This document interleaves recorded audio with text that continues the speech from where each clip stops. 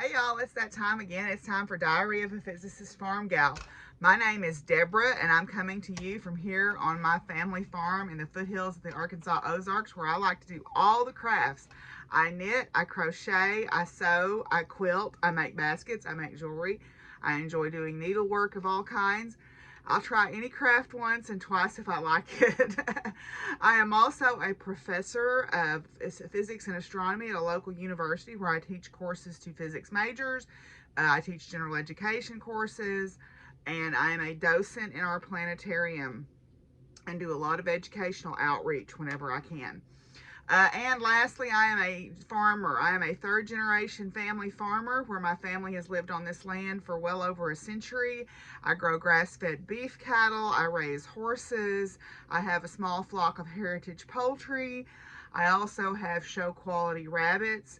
And I have a retirement herd of miniature horses, miniature donkeys, a miniature mule named Pumpkin who thinks she rules the roost, Princess Penny the pot-bellied pig, protector of the poultry, and Reese's Pieces, the boss man turkey, who sometimes loves me and sometimes doesn't.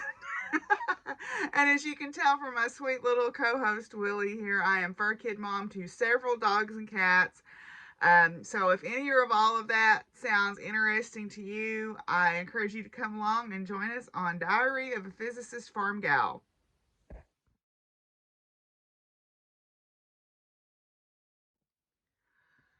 Okay, my pronouns are she, her, hers, and I live on land that is home to the Osage and Caddo Nation. I am on Ravelry and on Instagram as Doc Firewoman. You can find me there. Also, there is a Facebook group for the podcast, Diary of a Physicist Farmgal podcast, where I also choose winners from time to time based on hashtags, both there and on Instagram. We have a Zoom group. I'll put the details down below. We do have special Zoom events like coming up before too much longer. We're going to have a try something new weekend where you're going to try a new craft or something along those lines. It can be something maybe you tried before and weren't successful at, but you want to try again.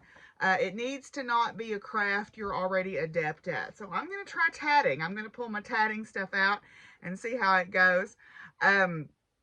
So that information is down below.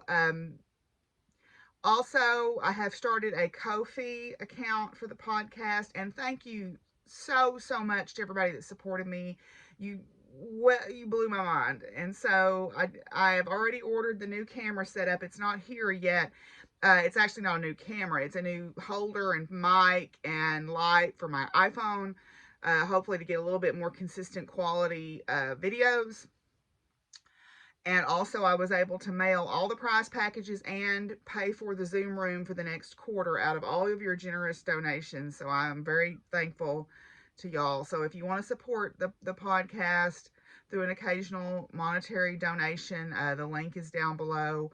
It does help with the cost, because as I said in that video that I put up, you know, it does cost me a little bit of money, not a lot amount of money, but a little bit every month. And after I recorded my video last time, my hot water heater went out on New Year's Day. Yay! Yay! Yay for that. And yesterday the belt broke on my tractor, so I have to go buy a new fan belt for my tractor. Although I can drive it without the fan belt. It will get hot. And so as cold as it is, that's actually good right now because it helps keep the tractor cool. But at any rate, so those are all available. If you're interested, that is certainly not expected or required. I just appreciate y'all joining me on this journey. Thank you to everybody who did donate. Thank you to people who have done physical prize donations for things. I'm very grateful for that. Also, I am on Twitter as Doc Firewoman, but I am a fairly liberal, especially socially liberal Democrat. So if that kind of stuff gives you heartburn, you probably should not follow me on Twitter, because I have lots to say over there. And I have lots to say everywhere, but I try to, you know, I try to focus my rage on Twitter. Not always, though. Anyway, so yeah, so we did have a giveaway last time. The key word that you were supposed to use in the comments was stitching. stitching, and there were 4 people who said they wanted the cards and the custom little made needle minder here that my friend Tyra made. So I used random comment picker, and the person that it selected was Rocky Mountain Penny. So Rocky Mountain Penny will be getting these in the mail soon. So yeah, so yay. We're going to do a giveaway this time too. This time we're going to switch gears and do something for the yarn crafters in our crowd. Yay. So this beautiful yarn was donated to the podcast by one of my viewers. I think it was Tyra, but I'm not positive. I think so. This is a colorway called Haze. This is Audine Wools, and it's interlock from Knit Crate.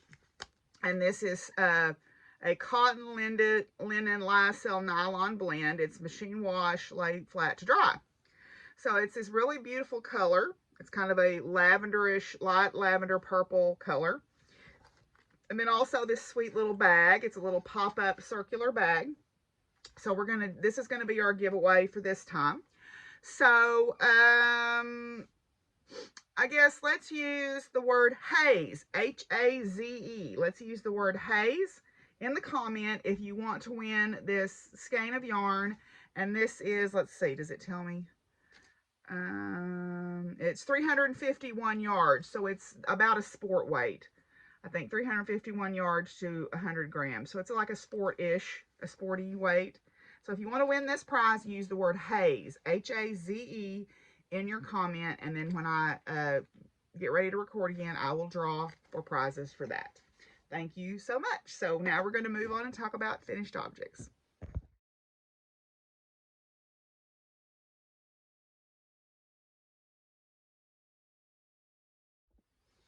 Okay. I do have a couple of finished objects. Now, some of them are kind of cheating because as I was doing my clear out, I found some face cloths that I had not woven the ends in on yet. So I found 3 of these heart-shaped ones that I had done. All right, I found 3 of those. So I wove those in, the ends in on those, and washed them. Okay, because they've been mauled around in boxes and everything. And then I found this one. Now, one thing that I realized is I'm probably knitting my face cloths with way too large needles. So I need them to be a little bit more snug. I don't want them like scrubby tight, but they need to be just a little bit more firm than this. Although I don't mind having some that are a little bit softer like this. These were both out of like peaches and cream or sugar and cream yarn. I don't even remember what it was. But I found these. They just needed the ends woven in. So I'm going to count those as finished objects for the year. Now, this other one you haven't seen because I started this. I threatened to start it and talked about it a little bit, but I hadn't started it yet when I podcasted the last time. So this is a start and finish in the last couple of weeks since I last podcast. Had a pin sticking out there where you could see it. So I made the Phelan Fox Cowl by Velvet Acorn. So here we go. Yay! Yay! I love this. So this is the Phelan Fox Cowl by the Velvet Acorn. They have an Etsy shop and a website. This is the knitted version. They also have a version of a fox that is crocheted. It's called a different name, but they do have a crocheted version. There's a couple of other animals. There's a bear and a deer and a unicorn. So this hood, I believe, is what they're characterized at on the website. You can wear it down like this as a cowl, or if it's cold, you can pull it up like this. Yay! So I knitted this out of Lion Brand Hometown, Thick and Quick Hometown colorways. And this is like Syracuse orange, and I can't remember what the dark gray is, but the cream is Aspen. I think the gray may be Chicago. I can't remember. But anyway, so it's got some crochet on it. You do crochet around the front of the hood to have this turn back section. But it was a very quick knit, very quick project, very warm, and it comes in sizes from infant all the way up to adult. So their patterns are very size inclusive and very easy. So this is the Velvet Acorn. This is the Phelan Fox Cowl. So I'm tickled about that because, you know, I wear what I want. So now I'm going to show you a couple of sewing finished objects. So we're going to need to go on a little field trip. Okay, so the first sewing FO here is on Betty Boop, my dress form. This is the York Pinafore. This is my test of the York Pinafore pattern by Helen's Closet. It comes in two views. It has two different necklines, two pockets, and two lengths on the same pattern, and you can sort of mix and match what you prefer. So this is in some pass-along fabric, wool from my friend Chris. And I made, this is the view, the longer view with the side pocket instead of the front pouch pocket and the longer neckline. Now this pinafore has deeper arms, so it's meant to be worn with like a long line shirt or whatever. Or you could wear it, they show it styled with a tank top or a sports bra if you wanted to make it in summery fabric. So this is the York Pinafore from Helen's Closet, and a very simple, very straightforward make. The instructions are very detailed. Now the thing I love about the Helen's Closet patterns is they give you a wealth of information about fitting tips. They give you a ton of information about fitting tips so that you can do full bust adjustments, which I need. You can grade your pattern to different sizes. It's just a great resource. So I highly recommend any Helen's Closet pattern. My friend Carrie Ann at one point said Helen's Closet can do no wrong, and I truly agree with that sentiment. So what I chose to do here was leave my bias tape exposed as a kind of an accent, because I think it matches very well. So there's my first sewing FO. My second sewing FO is this box pleated skirt by Sinclair Patterns. Okay, this box pleated skirt is considered a beginner pattern. This is my test of it. It is in some Waverly upholstery fabric or home decorator fabric. It is a very straightforward pattern. I did not do as great on my zipper application. It's supposed to be an invisible zipper, and I didn't get close enough to the zipper on this one. I did better down at the bottom, and then as I got to the top, I kind of wavered. But I'm very pleased with how my pleat construction looks. And it has pockets. It has side seam inset pockets here. I think that I need to do a little bit better on my pleating, because my waistband ended up not matching up with my pleating. My waistband was longer, and I could use a little bit more ease in my waistband. I made it a little bit longer, so it's below the knee on me. And so, yeah, it was a very straightforward pattern. It is supposed to be a beginner-friendly pattern, although, you know, zipper application is not beginner, but you can learn. They do have very straightforward instructions in there, and they have a pleat guide so that you can check the depth of your pleats as you go around. I need to press these pleats just a little bit better, because I see I didn't do a very good job of pressing them when I finished it. But anyway, so this is the box pleated skirt by Sinclair Patterns, and that's my other FO for this week. While I'm up, I'll go ahead and show you my sewing whip that I've got active right now. I am making the Adelica dress. This is model 1658 by Adelica Patterns. It's just a straightforward little empire waisted dress. I have got the bodice put together. This is Super Snuggle Flannel from Joann Fabrics, and I love the rabbits on it. So I've got the bodice put together. I don't have the buttonholes done yet, and I don't know if I'm going to do real buttonholes or fake buttonholes. Then the one thing that I did mod in the pattern is the pattern does not call for pockets, so I added some inset side seam pockets on this pattern. So my hope for today is, after I get my chores finished, is to finish this dress. It's a very straightforward sew. I've made it a few times now, so it should be a pretty quick sew up for me. I did make this one a little bit shorter than the first two that I made, and I also made it a little bit more snug fitting, so it'll give a different look. So that's my first sewing whip. Okay, my other sewing whip is not one that I actually made. It's more of a repair. I have a laundry basket full. These are leg boots that we use on our horses. They're sometimes called sports medicine boots or legacy boots. They are a support boot that you put on the horse's legs to support them if you're riding like in deep sand or something like that. And they cost a lot of money. So one of the things that happens is the Velcro tears off. So you can see where the Velcro, Willie, no, don't do that. You can see where there were Velcro tabs down here on this that would go around the base of the leg and or the ankle, and those have torn off. The other thing is sometimes the Velcro just loses its oomph. So I've got some wide, 2.5-inch wide Velcro that I had ordered, and I've got a whole basket full of these. Unfortunately, you can get color Velcro, but it's hard to find it in the sizes that I need. So I'm just going to put black straps on all of these as I replace them. So that's one of my projects.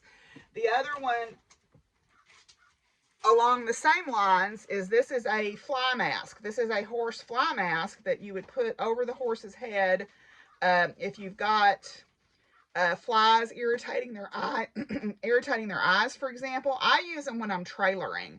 So since my trailer is a stock type trailer with the open slats, I use these when I'm trailering just to keep any accidental road debris from flying up in their face. And this is the same thing. The Velcro straps have torn off over time. So this actually I can probably salvage, but the one, well, they're both here. So all I need to do is just sew these back on. Just the pressure on them eventually pulls them loose. So I'm going to do some repair work on these things because, you know, this is one of the nicer masks. And I don't want to buy new ones, so I'm going to fix these. So those are two works in progress, you know, sewing things that I need to do. Okay, in the needlework portion of the program, I have completed my Whip Go goals. For those of you who don't know, Whip Go is I didn't look up to see who'd started it, but there is a Whip Go Facebook group and a Whip Go hashtag on Instagram. You basically make a bingo board, and you number projects that you want to work on, and then they draw numbers at the beginning of each month or toward the end of the month for the next month, and you meet your goals. Now what I'm doing is I'm setting my goals as the numbers are drawn. I'm not setting my goals ahead of time. So this piece is well, I was going to take it out of the Q-Snap and I forgot.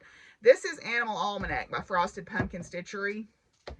And it's basically each month there was a little animal, and it was sort of themed to the month. And I had gotten, when I put this down, I'd gotten through halfway. I'd gotten through number 6. And then I picked it up and I did number 7. So my goal for this time, when it got drawn out on Whip Go, I think this was number 19. They drew 2 and 19 this month. Was to complete 1 month. So I got Melba, that's the koala bear. I got Melba completed. So she's there in the swimming pool with her unicorn pool floaty. I got her completed. So my stretch goal is to get at least halfway done on the next month. So I've gone ahead and started. I've got the snow globe stitched, and I started working on the background there. This is Nutmeg, and Nutmeg is a cat at an apple picking farm. So my stretch goal is to get, since I still have a month left, is to get at least half of Nutmeg done. So I'm starting to feel some momentum on this piece now because I can kind of see the light at the end of the tunnel. You know, when you're at 6, you're just halfway and you're like, ugh. But then you get 2 more done and suddenly you're 2/3 of the way done. So, you know, now I'm starting to feel a little more like, oh, when I get this one done, I'll be 75% of the way done. So then I'll only have the 3 more. So my stretch goal is to get at least halfway on month number 9. Okay, and this is on Picture This Plus fabric that came with the kit, and the flosses were all included with the kit. So, yeah. I'm using the Call for DMC flosses on that. So that is in one of Charlotte from April 9 Designs bags. I do enjoy an April 9 Designs bag, as y'all know. my other fibery whip is in this bag from my local needle workshop. And I am stitching on Trans Pride Tapestry. My goal on this was to just get 7 days. A minimum, I told myself a minimum of 7 days. So there's what it looks like. It's big. It's a big, big girl. So, and I did. I worked 7 days on it. I didn't work a lot, but I got 7 days of stitching in on it. So my stretch goal on this is to work 7 more days, or at least 7 days. So I'm just going to work on it as I feel like it. So I just got these motifs done here. This is on Be Stitch Me. This was a fabric of the month from, I think this was from 2020. But anyway, so this was on their fabric of the month. It's 28 count over. I'm doing 2 over 2 on 28 count. So yeah, and I'm using the call for DMC, except on the unicorn, I'm using an iridescent color, and I have to look up what it is. But yeah, so I got a little bit done. I want to keep working on both of those through the end of the month, because now any progress is just gravy at this point. Okay, so fibery whips in a bag that was painted for me by my friend Shirley here.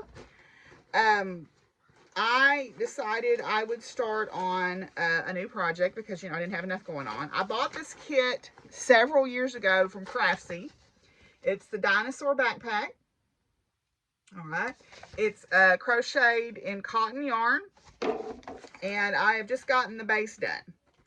I have incorporated the second color. You carry and you just crochet over the top of the second color as you're going, and that does 2 things. It gives you strength, and then it kind of hides the floats, because now where I'm at is I'm ready to start crocheting the chart, which is a listing of how many stitches of each color you do to make the spots on the dinosaur. So yeah, I just thought, well, you know, why not? I needed another project, right? All right, so I've got the base done and I'm starting to go up the sides, but I wanted to pause a moment and read about how to do the chart before I jumped right into it. My last fiber whip, and the one that's got the most attention this month, is in my bag that Maria from Colorado sent me. And it is the Hedge Witch by Wolf and Fawn Knits. I am almost done with the textured section on it. So let me find a picture quickly here. So the Hedge Witch, this is a pattern that came out in 2017 by Wolf and Fawn Knits, or Natalie Raid Wolf. And it's going to be kind of hard to show because it's getting too long for my needles, I think. But I am on the 12th out of 13 repeats of this textured section. So one more repeat of this, and then there's a garter section, one more repeat of the texture, and then a garter band, and then I'm done. So I am knitting this out of Wool of the Andes. This is Reindeer Heather, and then the color that I'm going to use for my other section is Mineral Heather. So it'll be a nice, squishy, very warm, subtle, imagine that for me, subtly colored shawl. So yeah, I'm trying to get up to the garter section before I go back to work on Wednesday, because that'll be good before class knitting. I won't have to worry about anything except making sure I keep my increases straight. So I'm pushing to get done on that. So I haven't really looked at any of my other fiber whips except for that cowl that was kind of a pause and distraction. So those are my whips for this time around. So let's talk about some future crafting. And today I'm going to talk about some sewing future crafting.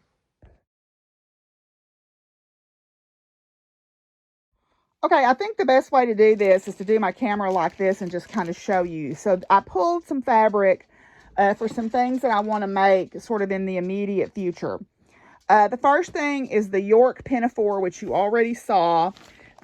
These are fabrics that I want to make that pinafore out of. This is some Mushroom City fabric, and I think that is by Dear Stella. So it's got the little mushroom capped animals there. I was going to make a skirt out of this, and I kind of thought, ooh, that'd make a cute pinafore.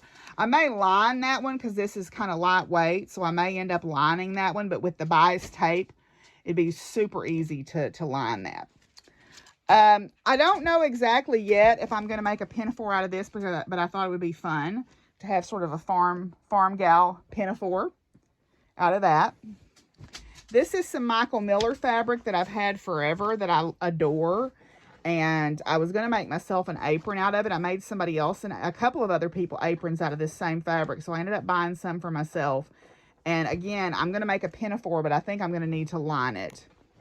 And then last but not least, this is some fabric that it's a kind of a heavier cotton. It's not quite a twill weight, but it's heavier than a regular quilting cotton.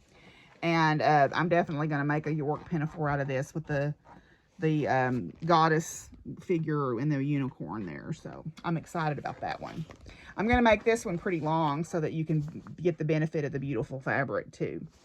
Okay, so then the Adelica dress, which you saw, I'm going to make a couple more flannel dresses because I like to wear them. And this super snuggle flannel is light enough that it'll take you well into the spring for sure. It's not super heavy or hot, so it'll take you well into the spring.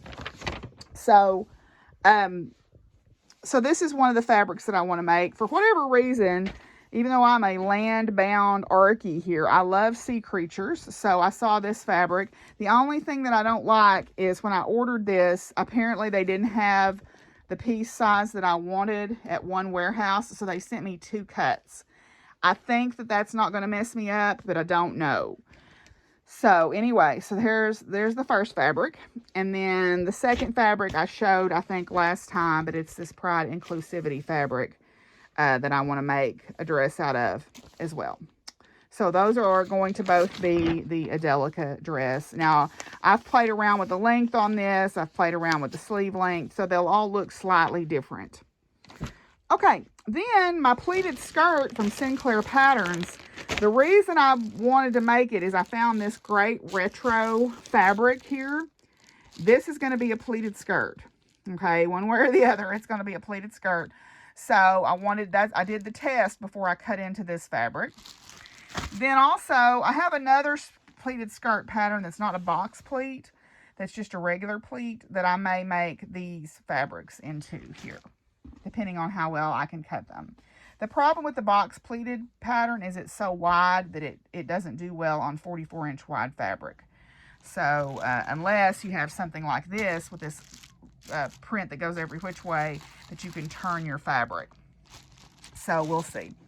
Okay, then last but not least, I need to do a test on the Yanta overalls by Helen's Closet. I haven't put the pattern together yet, but the Yanta overalls are here by Helen's Closet, and I need to do a test on those. So I've pulled these 2 fabrics. This is a heavier denim feel fabric, and then this is a lighter fabric. I may not use these because I was kind of wanting to make a pair of pants out of this, so we'll see. But at any rate, probably if I have enough, I'll use this as my test, and then I'll decide between this and the Heyday dungarees for that corduroy. So that's sort of my future, my immediate future sewing crafting for y'all this time. So now we're going to move on and talk about some science. Oh, one thing I forgot to include in finished objects, I'll insert the pictures here. I repaired a lot of jewelry.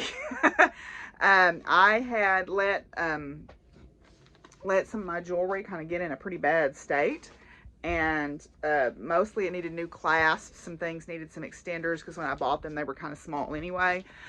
So I sat down one day. I had a pair of earrings that had gotten messed up, and I sat down one day and repaired a bunch of jewelry. So I'll insert the picture of it here. So yay for fixing things and having them to wear again.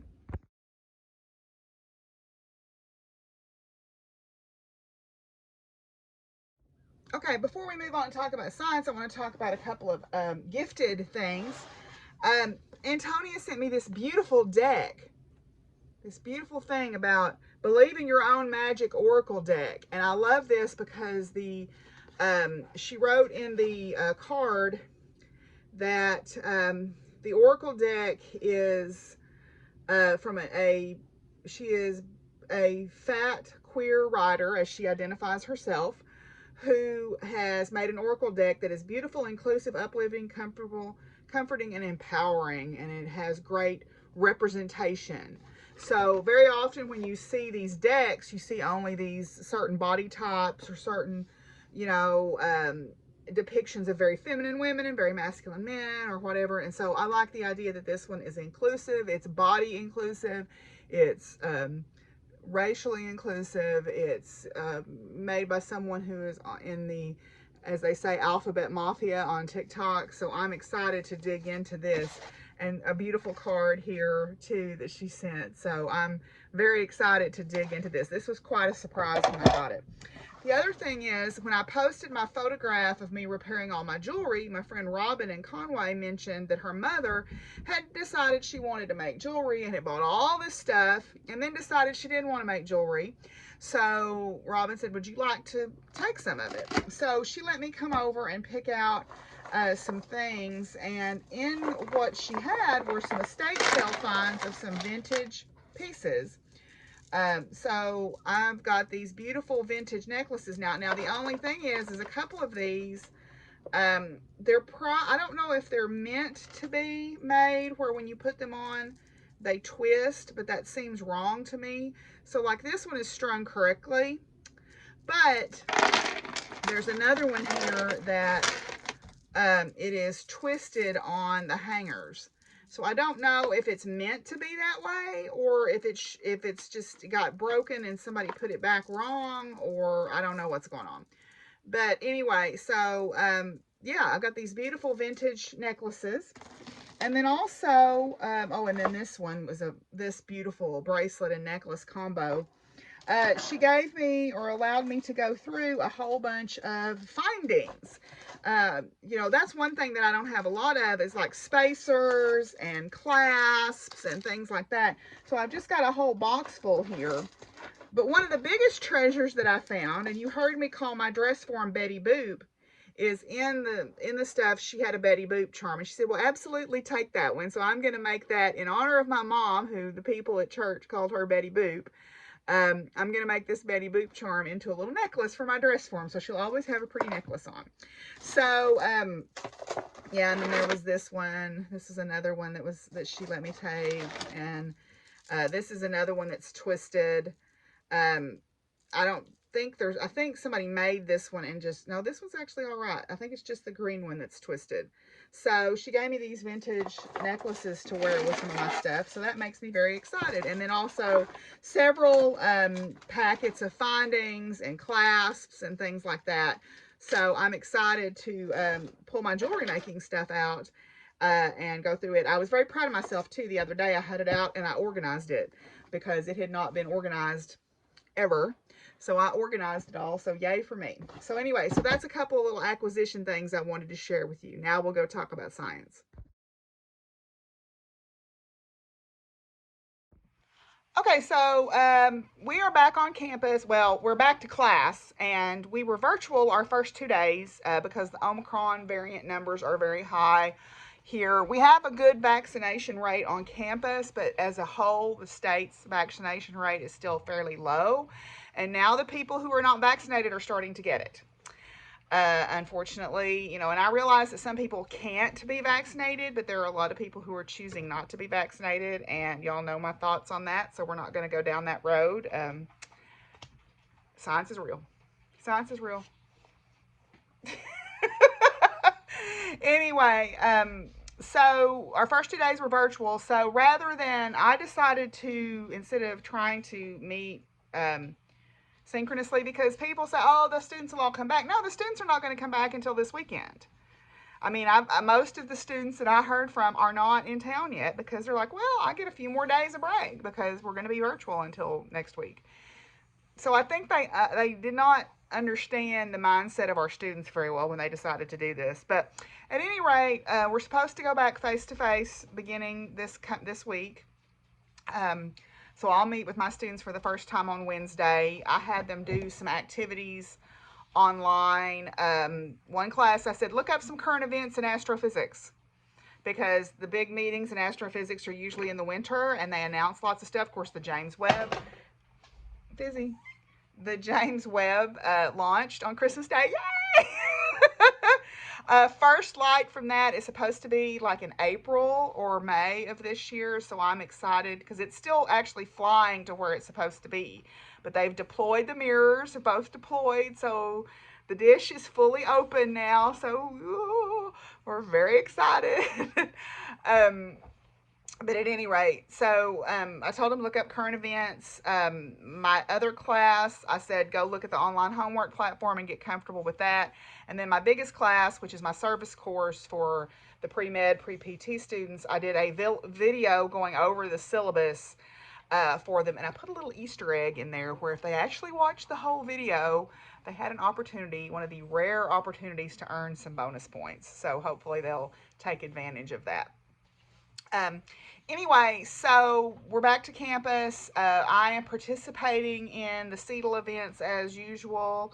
I am still an early career coach for young faculty who are pre-tenure or in the case of our non-tenure track, pre-promotion. Faculty, we are now working, what we do is every other week we meet as a working group and talk about the issues that we want to address with them, and then every other weeks we meet with our group and we break into small groups. I am talking with the mid-tenure faculty, so these are the fresh and first through third year hires that we're talking with. And talking to them about things like the myth of work-life balance and how you have to try to find balance because no one's going to give you balance. There's a reason it's called taking vacation, because you have to take it instead of waiting for someone to tell you to take a break. Also, the choices that we would have made differently,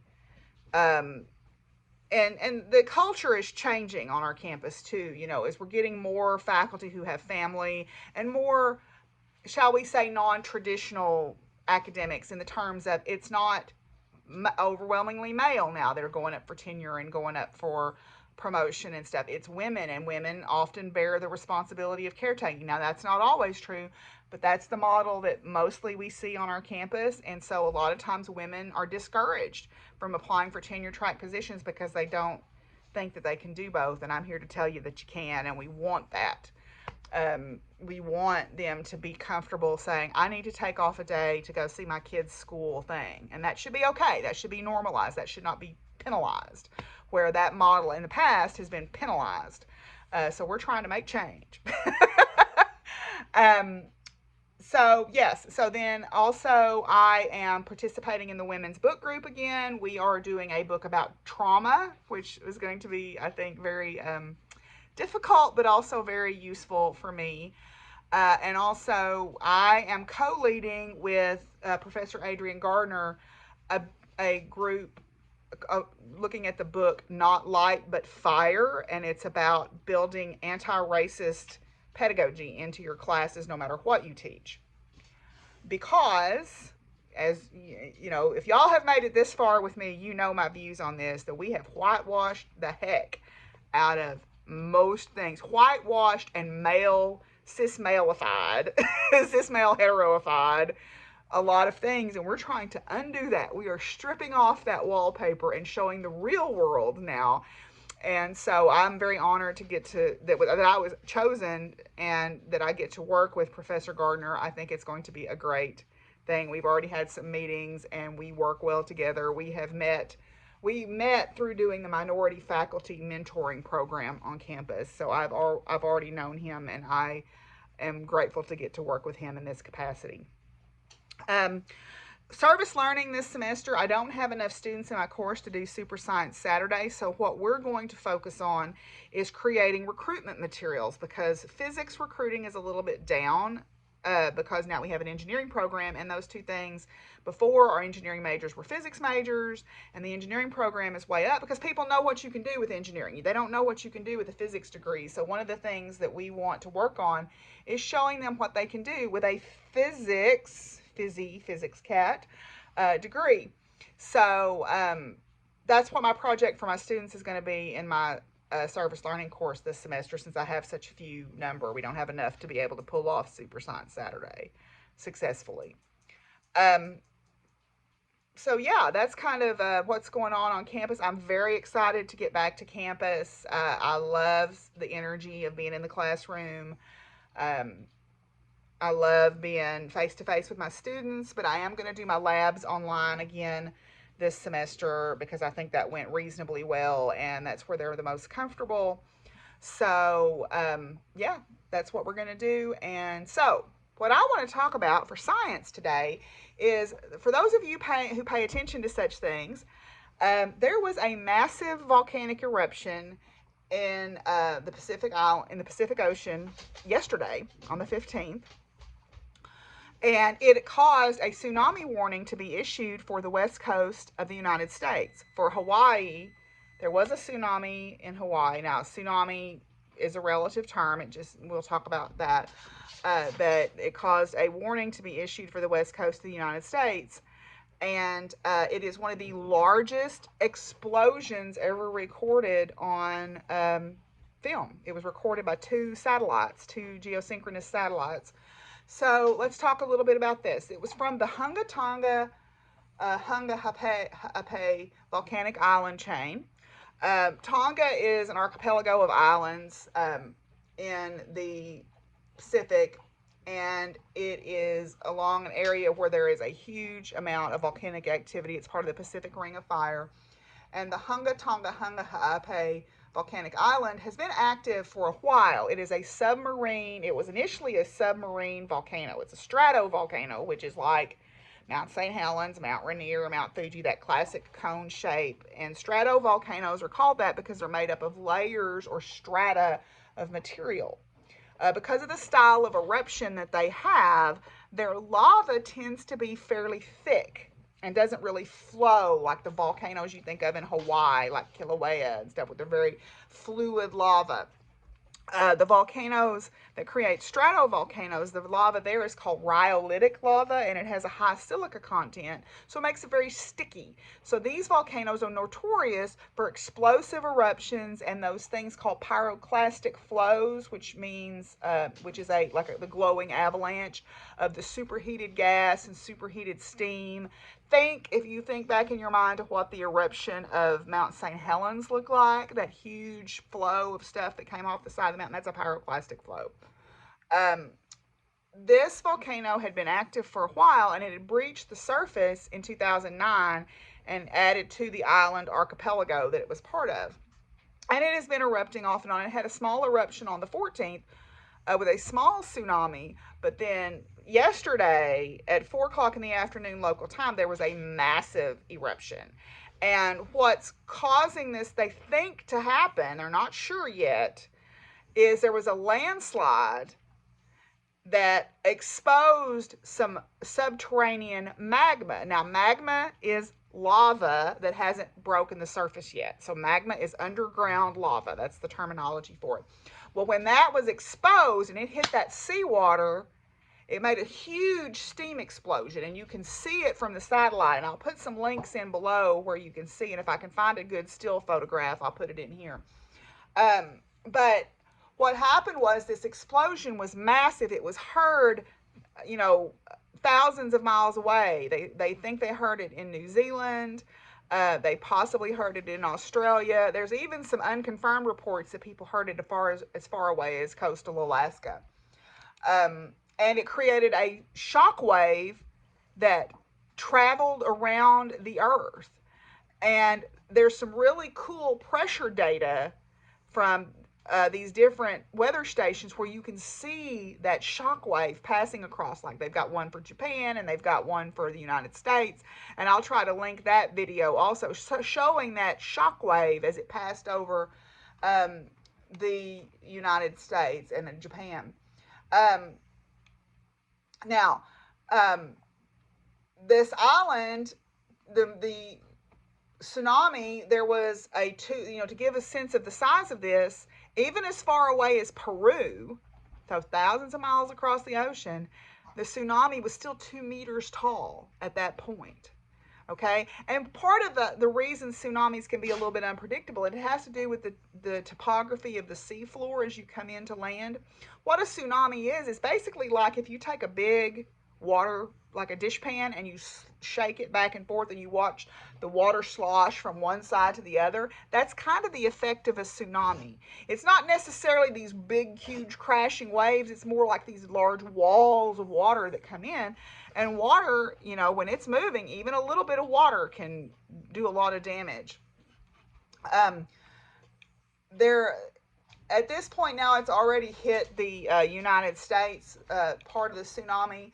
So the eruption was started on the 14th, and there was a small tsunami then, but there was a much larger eruption the next day, and it caused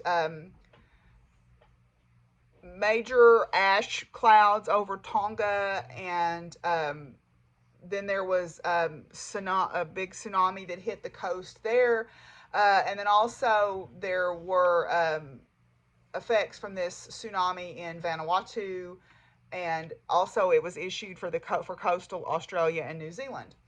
The other thing that I thought was interesting is the amount of lightning that was in this. So if you think about what causes lightning, lightning is like a big static spark. And so as this thing rose up with this ash, that stuff was rubbing together as it rose up, and it was creating huge static. So there were hundreds of thousands of recorded lightning strikes within that cloud.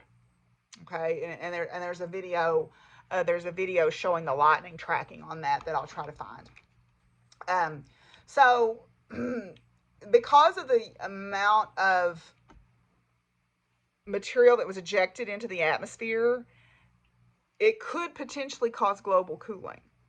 You know, it could darken the atmosphere enough. We're not going to probably notice it too much, but it could potentially cause global cooling, a lot like when Santorini happened or Tambora. So the earthquake was not huge, but it was because of the sheer amount of material that slid off of the island into, so like a huge splash wave, if you want to think about it that way, and then that huge steam explosion that happened. So the highest waves, it says here in the Americas, were recorded at Port San Luis and Crescent City, California, of 1.3 meters and 1.1 meters. So that's 3 feet, 4 feet, 5 feet of water coming in. And it happened at high tide, I think was the reason that it was important. Then they recorded waves of in Mexico, in Peru, in Chile, and there were minor tsunamis related to the eruption even reported over in Puerto Rico and in the Atlantic part, up to a 12 centimeter rise, which is only 4.5 inches, but still, that's 4.5 inches of the whole ocean coming at you. Okay, so they did issue a warning yet. We don't know the final tolls of all of this because it has just happened, and so there's a lot of information still flying around. But the Hunga volcanic island it says it's about in Tonga, it's part of a subduction zone that extends from New Zealand northeast toward Fiji. And so it's very close to a very active seismic zone that is the island arc, which the island arc is actually formed on the convergent boundary where the Pacific plate and the Indo-Australian plate are subducted. So the Pacific plate is subducting or going under the Indo-Australian plate.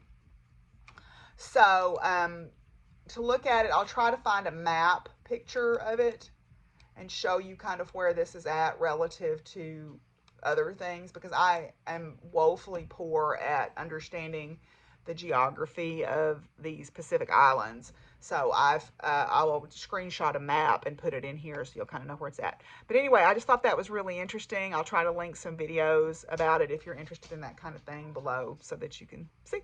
Yay!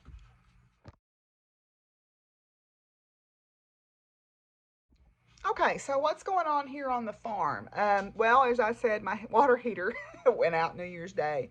I was actually right there when it happened. I was letting the dogs out and I heard water running, and I'm like, what is that noise? And there was water shooting out of the top of the water heater. So I caught it right away. Um, and luckily, my experience with getting a water heater from Lowe's was not nearly as traumatic as trying to get a refrigerator a few years ago. Some of y'all remember the craziness that went on with me trying to get a refrigerator. This was done in 4 days. I had a new water heater. It cost a lot, but I had a new water heater installed, and it's nice and hot, and it's lovely. So that was good. We had some snow yesterday. It's all gone today. It's in the 40s, here already today. It's all gone. But for yesterday, we had these beautiful, big, fat, pretty photogenic snowflakes that coated the trees and the vehicles. It didn't even affect the roads or anything. But it was, yesterday was mostly a stay inside day. I went out and did chores during a lull in it, and Mr. Ray called because I had mentioned that my fan belt on my tractor was messed up, and they offered to feed for me, but I said I was okay.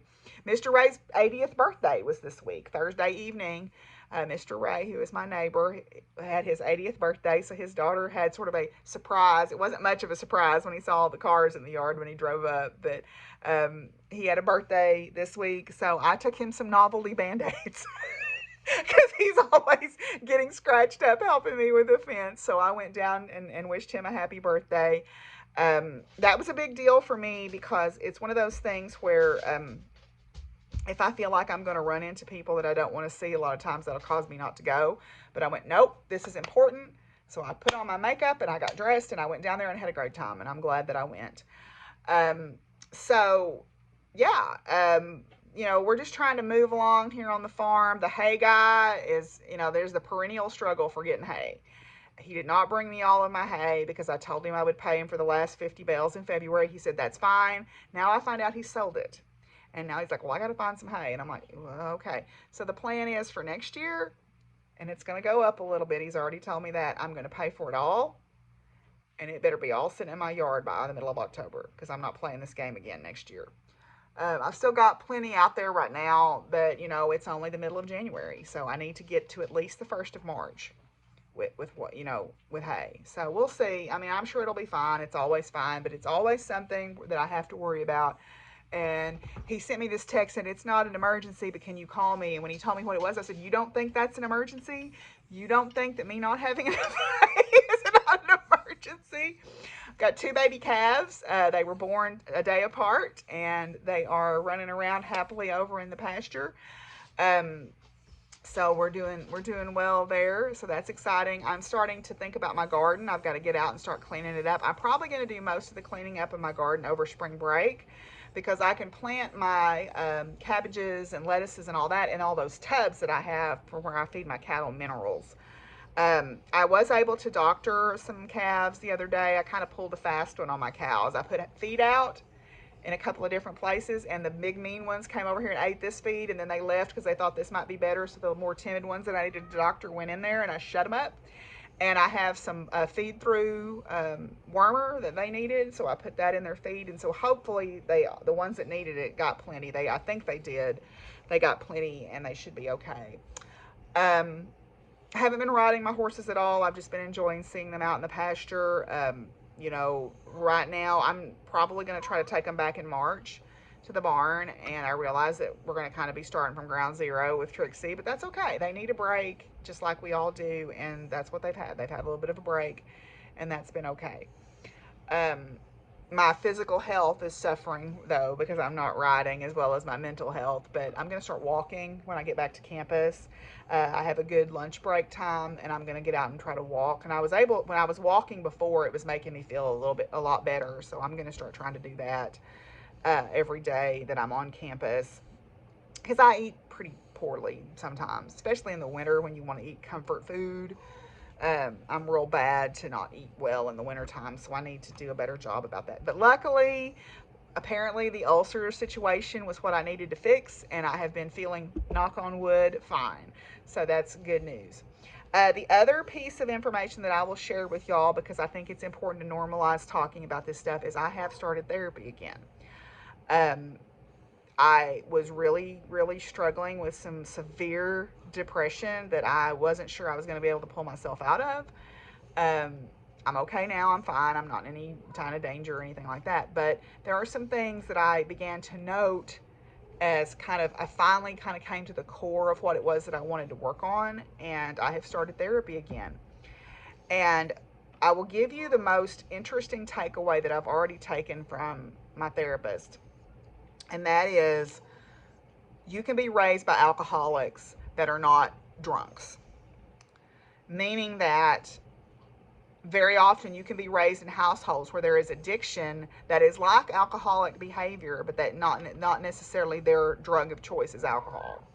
It can be gambling, it can be eating, it can be drugs, it can be shopping, it can be religion, it can be any addiction behavior. So she told me to go look at the adult children of alcoholics laundry list, and I will link that if you want to have a look at it. And my goodness, it was like check, check, check, check, check, check. So a lot of the issues that I deal with around my own worth and value and how I receive love and kindness are centered around that. So putting up the Ko-fi thing was really hard for me, but I'm glad that I did it because it made me real, I know that I'm cared about, and I know that I'm loved, and I know that when people send me things that they do it out of love and kindness, but then there's always that part of me that goes, now you better pay them back or they're not going to talk to you anymore, or you better, there's always that part of me, because the model that I was raised under is there was no actual love. There was conditional acceptance, but there was no actual unconditional love. It was, well, everything has a price.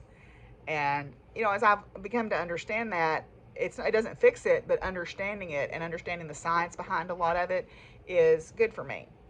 I also took the attachment style quiz, which I highly recommend looking up your attachment style in this area. This is what originally people a lot of times would identify with things like borderline personality disorder, although my therapist said they don't really call it that anymore, although they still call it that on this website. So it helps me to understand the science behind it. And maybe that is the way I work through it, is because being a science person, if I understand the mechanism of it, I go, oh, then I can deal with my reaction and become more open to accepting kindness and love and compliments and things like that. So I'm not telling you all this because I want you to pat me on the back and say, oh good for you, or build me up. I'm telling you this because I think we need to normalize being able to talk about mental health. And so does Simon, apparently, because here he comes. Can you move, please? So I think we need to be able to normalize talking about mental health. I think we need to be able to normalize talking about women's issues, women's health issues. These are all things that I think are important to be able to talk about freely and openly. That's the only way we're ever going to have healthy people, is if we talk about the issues that are facing us. So Simon had to put his 2 cents worth in. So anyway, that's where I'm at here on the farm. Things are going, I feel good about things. Things are going well. We're just kind of getting along as we wind down the end of winter here. Simon. One thing that I will say, of course his whole hairy butt's right here in the camera. One thing that I will say is I'm feeling good about, and this is a big deal for me, I'm feeling good about the house. I feel like I could start maybe allowing people to come back into the house, because I feel like getting that sewing room straightened up and getting the annex room straightened up and also straightening up the kitchen and doing some things like that has really kind of overcome that hump for me. I don't know if you can see it, my Christmas tree is still up. I've got to take it down today. I'll take the tree, since it was a live tree, I'm going to take it over to the pond and put it in the pond for my fish, because that gives them the baby fish some shelter, and it helps the ecosystem. So I'm going to take it down, but it's too wet to take it over there today, so I'm kind of not pushing myself about taking it down. But anyway, so things are good. I hope y'all are good. So we'll come back with a few final thoughts.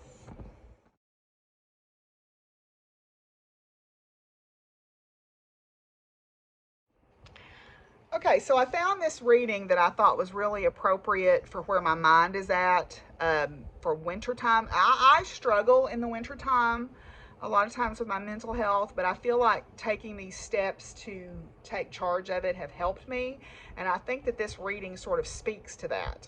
So I wanted to share this reading with you guys. It is by Catherine May, and it's called Wintering, from the book Wintering, the Power of Rest and Retreat in Difficult Times. So it says, the changes that take place in winter are a kind of alchemy, an enchantment performed by ordinary creatures to survive. It is all very well to survive the abundant months of the spring and summer, but in winter we witness the full glory of nature's flourishing in lean times. Plants and animals don't fight the winter. They don't pretend it's not happening and attempt to carry on living the same lives that they've lived in the summer.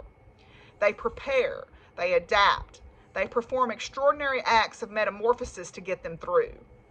Once we stop wishing it were summer, winter can be a glorious season in which the world takes on a sparse beauty and even the pavements sparkle. It is a time for reflection and recuperation, for slow replenishment, for putting your house in order. Doing those deeply unfashionable things, slowing down, letting your spare time expand, getting enough sleep, resting, is a radical act now, but it is essential. So I think that's a really important thing to remember. Normalizing those things also are important. So with that, I hope you are all doing well. I hope that you are staying healthy. I hope that you are getting the help you need if you need help, and we all need it from time to time. Trust and believe that. I hope that you are finding some time for rest and recuperation if you're in winter, and if you're in the summer months, I hope that you're enjoying the abundance. So until I see y'all again, Willie, you gonna come tell them bye? You're right here. Nobody sees you because you're taking a nap. Oh my goodness, I've woken you up. I'm so sorry. Let's come say bye, because people are complaining that they're not getting enough Willie on the podcast. See, now I've woken him up and he's all disgruntled. So until we see y'all again, what, Willie? Y'all be good to each other, and oh no, rest and recuperate. Take care of each other, and what, Willie? What? Peace out, y'all. Bye.